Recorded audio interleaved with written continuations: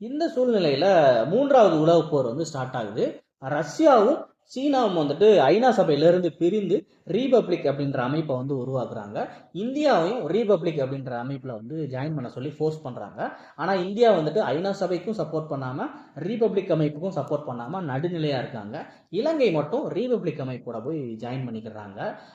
India Republic அப்படின்ற அமைப்புல join பண்ணாத கோவத்துல ரஷ்யா இந்தியாவுக்கு கொடுக்கக்கூடிய கச்சா எண்ணெய்களோட விலையை உயர்த்திடுறாங்க. இதனால இந்தியாவில் பெரும் பண மதிப்பிழப்பு ஏற்படுது. இதனால இந்தியாவில் அங்கங்கே கலவரங்கள், கொலை கொள்ளைகள் மாதிரியான சம்பவங்கள் நடக்குது. இந்த சம்பவங்களை தனக்கு சாதகமாக பயன்படுத்திக்கிட்டு இலங்கை அரசு அந்த ரீபப்ளிக் அமைப்போட படைகளோட உதவியோட தமிழகத்துக்குள்ள புகுந்து தமிழகத்தை தன்னோட கண்ட்ரோல்ல எடுத்துடுறாங்க. தமிழகத்துக்குள்ள ஊடுருவின அந்த ரீபப்ளிக் படைகளோட ராணுவ படை தளபதியா ஒரு இலங்கையை சேர்ந்த ஒரு தளபதி இருக்கான்.